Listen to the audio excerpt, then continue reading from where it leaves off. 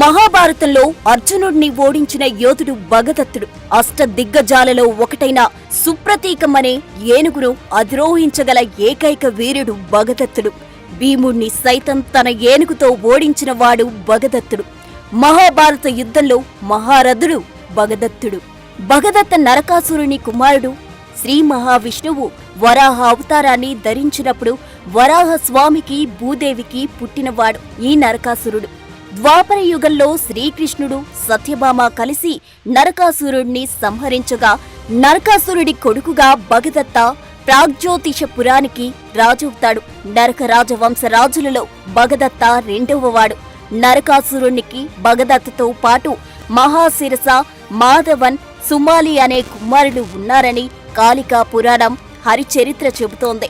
నేటి అస్సాంలోని గౌహతి ప్రాంతమే ఒకప్పటి ప్రాగ్జ్యోతిషపురం. భూదేవి ప్రసాదించిన వైష్ణవాస్త్రాన్ని నరకాసురుడు తన కుమారుడైన భగదత్తుడికిస్తాడు. అన్ని అస్త్రాలలో శక్తివంతమైనది వైష్ణవాస్త్రం. దీన్ని ప్రయోగిస్తే శత్రువులు ఎంతమందైనా సమూలంగా నాశనం చేస్తుంది. దీనికి తిరుగుండదు. భగదత్త ఇంద్రుడికి ప్రాణ స్నేహితుడు, అలాగే జరాసంధుడికి కూడా మిత్రుడే. ఇతనికి వజ్రదత్త, పుష్పదత్త అనే ఇద్దరు కుమారులున్నారు. అంతేకాకుండా భగదత్త దగ్గర సుప్రతీకం అనే శక్తివంతమైన ఏనుగు కూడా ఉంది. ఈ భూమండలంపై అతి శక్తివంతమైన మహాబలవంతమైన ఏనుగులు 8 ఉన్నాయి. వాటిని అష్టదిగ్గజాలు అంటారు. అంటే 8 దిక్కుల ఉండే ఏనుగులు అని అర్థం. హిందూ పురాణాలలో ఈ భూమిని 8 దిక్కులలో కాపలా కాస్తూ 8 ఏనుగులు ఉంటాయని చెప్పేవారు. అవే అష్టదిగ్గజాలు. వాటిలో ఐరావతం, పుండరీకం, వామనం, కుముదం, అంజనం, పుష్పదంతం, సార్వభౌమం, సుప్రతీకం అనే 8 ఏనుగులున్నాయి. ఇంతటి బలమైన శక్తివంతమైన సుప్రతీకమునెక్కి భగదత్తుడు యుద్ధరంగంలోకొస్తే శత్రువుకు చెమటలు పట్టాల్సిందే. సుప్రతీకం ఒక్కసారి గీంకరిస్తే చాలు తోటి ఏనుగులు, గుర్రాలు యుద్ధరంగం నుండి పరుగులు తీసేవి. దాదాపుగా 25 అడుగుల ఎత్తు, 40 అడుగుల పొడవుతో అతి బలంగా చిన్న సైజు కొండ మాదిరిగా సుప్రతీకం ఉంటుంది. ఏ మావుటి కూడా సుప్రతీకాన్ని నడిపించలేడు. ఒక్క భగదత్తుడి మాటే సుప్రతీకం వింటుంది. యుద్ధంలో ఎంతో మంది వీరులను తన కాళ్లతో తొక్కి చంపింది. అలాగే ఎన్నో రథాలను, గుర్రాలను నాశనం చేసింది సుప్రతీకం. భగదత్తుడి దగ్గర 1,00,000 ఏనుగులతో అతి పెద్ద సైన్యం ఉండేది. మహాభారత కాలంలో ఈ భూమి మీద ఏ రాజు దగ్గర ఇంత పెద్ద గజబలం లేదు. ఏనుగులకు తర్ఫీదు ఇవ్వడంలో భగదత్తుడు ఆరితేరినవాడు. ఈ భూమండలంలో ఏనుగుల గురించి పూర్తిగా తెలిసిన మొదటివాడు భగదత్తుడు మాత్రమే. భరత ఖండంలో చాలా మంది రాజులు, వీరులు వచ్చి భగదత్తుడి దగ్గర ఏనుగులను నడిపించడంలో శిక్షణ తీసుకుని వెళ్లేవారు. వయస్సు రీత్యా భీష్ముడు, ద్రోణుడి కన్నా భగదత్తుడు చాలా పెద్దవాడు. మహాభారత యుద్ధంలో పాల్గొన్న ఈ భూమిలో ఉన్న యోధులందరిలో పెద్దవాడు, గొప్ప యోధుడు భగదత్తుడు. అతని చర్మం ముడతలు పడి బాగా సాగి ఉంటుంది. చివరకు అతని కళ్ళు కూడా కనిపించకుండా నుదిటి మీద చర్మం బాగా సాగి కళ్లకు అడ్డుపడేది. అందుకోసం భగదత్తుడు ఒక లెదర్ బెల్ట్ తో సాగిన చర్మాన్ని తల మీద వేసి గట్టిగా పట్టీలాగా కట్టుకునేవాడు. పొడవాటి తెల్లని జుత్తుతో ఒక సింహంలాగా అతను కనిపించేవాడు. ధర్మరాజు రాజసూయ యాగ సమయంలో అర్జునుడు 8 రోజుల పాటు భగదత్తునితో పోరాడాడు. యాగ సమయంలో అర్జునుడు భరత ఖండంలో ఉన్న అందరి రాజులతో పోరాడాడు. కాని వారెవరూ అర్జునుడి శౌర్య పరాక్రమాల ముందు నిలువలేక ఓడిపోయి సామంత రాజులుగా మారారు. కాని భగదత్తుడు మాత్రం ధైర్యంగా అర్జునుడితో యుద్ధం చేశాడు. అనేక అస్త్ర శస్త్రాలతో అర్జునుడిని గాయపరిచి అతని సైన్యంలో చాలా మందిని చంపేశాడు. భగదత్తుడి పోరాటాన్ని చూసి అర్జునుడు ఆశ్చర్యపోతాడు. 8 రోజుల పాటు ఇద్దరి మధ్య యుద్ధం భయంకరంగా సాగుతుంది. చివరికి అర్జునుడు అలసిపోతాడు. తన స్నేహితుడు ఇంద్రుడి కొడుకైన అర్జునుడి శౌర్య పరాక్రమాలు చూసిన భగదత్తుడు నవ్వి, అర్జునా, నన్ను ఓడించడం నీ తరం కాదు. నేను యుద్ధ రంగంలో నీ తండ్రి ఇంద్రుడితో సమానంగా పోరాడగలను. నాకు అలసట ఉండదు. నీవు నా ప్రాణ స్నేహితుడైన ఇంద్రుడి కొడుకోవు కాబట్టి నీ ఏం కావాలో కోరుకో, ఇస్తానంటాడు. అందుకు అర్జునుడు, రాజసూయ యాగ పరిరక్షకుడుగా నేను వచ్చాను. నీవు ఓటమిని అంగీకరించి ధర్మరాజును చక్రవర్తిగా గుర్తించు అని కోరుతాడు. ఇంద్రుడి మీదున్న గౌరవంతో అర్జునుడి కోరిక మన్నించి ధర్మరాజు చేసే రాజసూయ యాగాన్ని సందర్శించి అనేక కానుకలను సమర్పించి ధర్మరాజును చక్రవర్తిగా అంగీకరిస్తాడు. అప్పుడు ధర్మరాజు, నీవు కూడా ఒక గొప్ప యోధుడివే, ఇక నుండి మాకు శ్రేయోభిలాషిగా ఉండు అని భగదత్తుని సన్మానించి గౌరవంగా తన రాజ్యానికి పంపుతాడు. ఆ తరువాత దుర్యోధనుడు ధర్మరాజు చేసిన రాజసూయ యాగానికి పోటీగా వైష్ణవ యాగం నిర్వహిస్తాడు.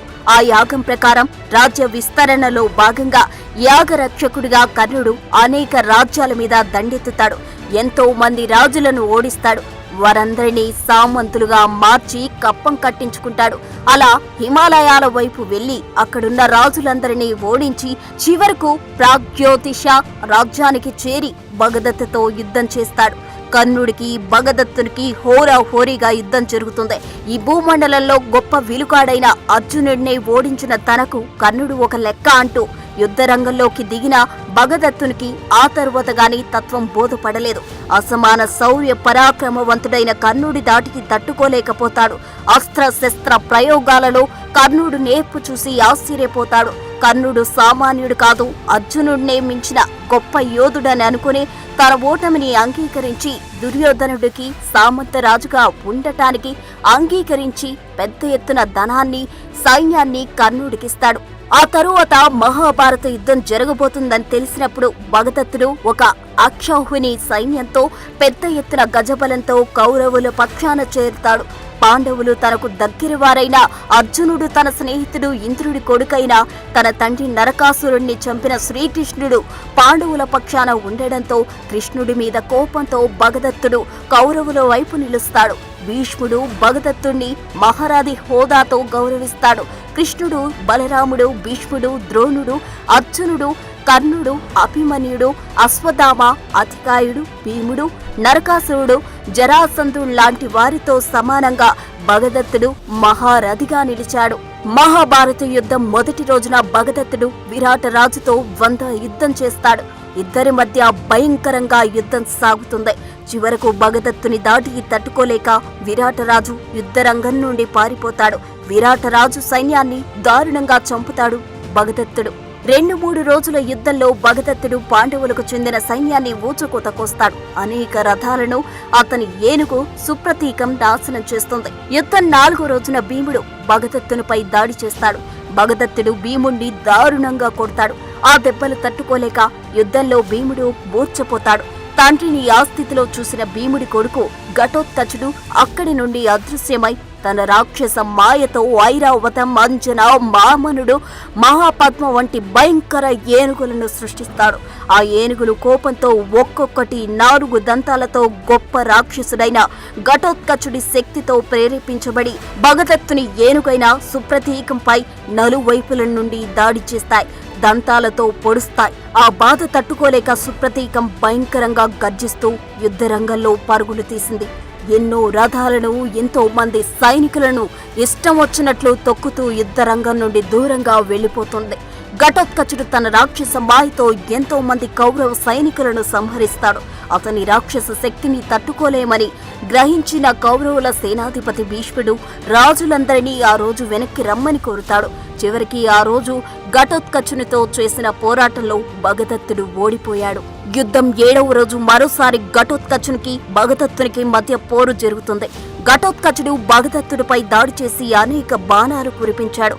భగదత్తుడు కూడా అనేక అస్త్ర శస్త్రాలు ఘటోత్కచుని ప్రయోగించి అతన్ని తీవ్రంగా గాయపరుస్తాడు. చివరికి ఘటోత్కచుడు తన శక్తినంతా ప్రయోగించి సుప్రతీక ఏనుగు వైపు మంత్రముగ్ధమైన బంగారు బల్లెం విసురుతాడు. సుప్రతీకం ఆ బల్లెంను తన తొండంతో పట్టుకొని 2 ముక్కలుగా విరిచేస్తుంది. భగదత్తుడు తన గదతో ఘటోత్కచుణ్ణి కొట్టగా ఆ దెబ్బలు తట్టుకోలేక యుద్ధరంగం నుండి పారిపోతాడు ఘటోత్కచుడు. అప్పుడు కృతికుమారుడు రుచిపర్వుడు తన రథంపై ఎక్కి భగదత్తపైకి బాణవర్షం కురిపిస్తూ విధ్వంసకుడిలా ముందుకు సాగాడు. అప్పుడు భగదత్తుడు ఆ బాణాలు తప్పించుకుంటూ శూలంతో రుచిపర్వుణ్ణి పొడిచి చంపేస్తాడు.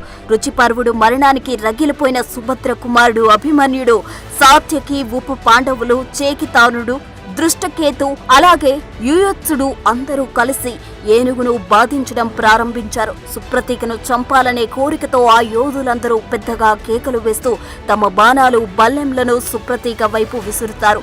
కురుస్తున్న బాణవర్షాన్ని లెక్క చేయకుండా భగదత్తుడు ఏనుగును ముందుకు పరిగెత్తిస్తూ ఉప పాండవుల రథాలపై దాడి చేసి వాటిని ధ్వంసం చేస్తుంది. ఆ తరువాత యూత్సుడి గుర్రాలను తొక్కుతూ రథసారథిని చంపి రథాన్ని నాశనం చేస్తుంది. దాంతో యూత్సుడు తన రథాన్ని వదిలి పారిపోతాడు. అలా ఆ రోజు యుద్ధంలో భగదత్తుడు ఎంతో మందిని చంపి ఎన్నో రథాలను నాశనం చేసి పాండవులకు చాలా పెద్ద నష్టం కలిగిస్తాడు. యుద్ధం 8-9 రోజుల్లో దసన్న రాజుతో భగదత్తుడు యుద్ధం చేస్తాడు. అందులో దసన్న రాజుని ఓడిస్తాడు. తరువాత భగదత్తుడు క్షత్రదేవుని చేతులు నరుగుతాడు. భీముడు రథసారథి విశోకుడు భగదత్తుని బాణాలకు స్పృహ తప్పి పడిపోతాడు. భగదత్తుని కుమారుడైన పుష్పదత్తుడు నకుల చేతిలో మరణిస్తాడు. యుద్ధం 12వ రోజు దుర్యోధనుడు భీమునిపై పెద్ద ఏనుగుల సైన్యాన్ని పంపగా భీముడు తన గదతో ఏనుగులన్నిటినీ చంపుతాడు. ఈ వార్త వేగంగా వ్యాపించి భగదత్తకు చేరింది. భగదత్తుడు భీముడిపై తన ఏనుగు సుప్రతీకంతో దాడి చేసి అతన్ని రథాన్ని విరగొట్టి రథసారథిని సుప్రతీక తన పాదాల కింద వేసి చంపుతుంది. భీముడు తన రథం నుండి దూకి తప్పించుకుని ఏనుగు కాళ్ళ మధ్య పడిపోయాడు. అతను ఏనుగుపై కత్తితో దాడి చేసి గాయపరిచాడు. కోపోద్రిక్తుడైన భగదత్తుడు తన ఏనుగు సుప్రతీకతో భీముని మెడను తొండంతో గట్టిగా పట్టుకునేలా చేస్తాడు. సుప్రతీక తన కాళ్ళ కింద భీముని వేసి తొక్కాలని ప్రయత్నిస్తుంది. భీముడు సుప్రతీక కాళ్ళలో దూరడం వల్ల బయటకు కనిపించడు. దాంతో కౌరవ సైన్యం భీముణ్ణి సుప్రతీక తొక్కి చంపిందని భావించి సంబరాలు చేసుకోవడం ప్రారంభించారు. ధర్మరాజు భీముడు నిజంగానే చనిపోయాడేమోనని బాధపడ్డాడు. చివరకు కోపంతో ఏనుగుల గుంపుతో భగదత్తుని చంపమని దసరా రాజును కోరుతాడు. ఇక సుప్రతీక దసరా ఏనుగుల మధ్య పోరు బీభత్సంగా సాగుతుంది. చివరకు సుప్రతీక దసరా ఏనుగులను పొడిచి చంపుతుంది. అలా ఏనుగులు పెనుగులాటలో ఉండగా సుప్రతీక కాళ్ళ కింద ఉన్న భీముడు సురక్షితంగా బయటపడతాడు. దాంతో పాండవులు ఊపిరి పీల్చుకుంటారు. ఆ తరువాత ద్రోణుడి కోరికపై భగదత్తుడు ధర్మరాజును బంధించాలని దగ్గరకు వెళ్లి అనేక బాణాలు ప్రయోగిస్తాడు. తన ఏనుగుతో పాండవుల సైన్యాన్ని దారుణంగా చంపుతాడు. అప్పుడు కృష్ణార్జునులు అక్కడికి చేరుకుని ధర్మరాజుని రక్షిస్తారు. అర్జునుడు భగదత్తుడు ఒకరిపై ఒకరు అనేక బాణాలు ప్రయోగించుకుంటారు. ఇద్దరి మధ్య అతి భయంకరంగా యుద్ధం జరుగుతుంది. ఇద్దరు మహాయోధులే, ఒకరికి ఒకరు తీసిపోకుండా యుద్ధం చేస్తారు. భగదత్తుడు తన ఏనుగుతో అర్జునుడిని చంపడానికి ప్రయత్నించాడు, కానీ విఫలమయ్యాడు. అర్జునుడు భగదత్తుడి ధనస్సును అతడు విసిరిన ఈటలన్నిటినీ విరిచేస్తాడు. ఏనుగు ఆసనంపై ఉన్న ధ్వజారోహణాన్ని అర్జునుడు ధ్వంసం చేస్తాడు. దాంతో కోపగించుకున్న భగదత్తుడు అర్జునుడిని చంపడానికి వైష్ణవాస్త్రం అనే దివ్యాస్త్రాన్ని ప్రయోగిస్తాడు. అయితే దానికి శ్రీకృష్ణుడు అడ్డం వస్తాడు. ఆ వైష్ణవాస్త్రం శ్రీకృష్ణుడి మెడలో దండలా మారిపోతుంది. అలా నరకాసురుడికి భూదేవి ఇచ్చిన వైష్ణవాస్త్రం తిరిగి విష్ణుమూర్తికి చేరుతుంది. శ్రీకృష్ణుడి సూచనతో అర్జునుడు భగదత్తుడు తలకట్టుకున్న తోలు బెల్టును బాణంతో తింపుతాడు. అప్పుడు భగదత్తుడు సాగిన శరీర చర్మం కళ్లకు అడ్డుగా పడుతుంది. ముందున్నది కనిపించక తన ఏనుగును ఎటు నడపాలో తెలియక అవస్థలు పడతాడు భగదత్తుడు. అప్పుడు అర్జునుడు ఒక దివ్యాస్త్రాన్ని ఏనుగు సుప్రతీకంపై ప్రయోగిస్తాడు. ఆ బాణం పర్వతానికి ఎదురుగా వెళ్లిన వజ్రంలా ఏనుగును తాగుతుంది. చెదపురుగుల పుట్టలోకి పాము ప్రవేశించినట్లు ఆ దివ్యాస్త్రం ఏనుగు తల నుండి పొట్టలోకి వెళ్లి దాని అవయవాలు చింద్ర చేస్తుంది. అది కింద పడి తన దంతాలతో నేలను తాకుతుంది. ఒక పెద్ద కొండ నేలను ఢీకొట్టినట్లు నేలపై పడుతుంది. ఆ ఏనుగు కింద పడి చాలా మంది సైనికులు మరణిస్తారు.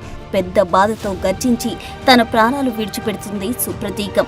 అలా ఈ భూమండలంలో అతి బలిష్టమైన ఏనుగు సుప్రతీక అర్జునుడి దివ్యాస్త్రానికి చనిపోతుంది.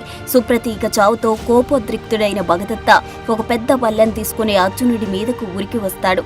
అయితే మరొక దివ్యాస్త్రాన్ని భగదత్తపై ప్రయోగిస్తాడు అర్జునుడు. అది భగదత్త గుండెలను చీల్చుకుంటూ వెళ్తుంది. బాధతో విలువిలడాడుతూ నేలపై పడి మరణిస్తాడు భగదత్తుడు.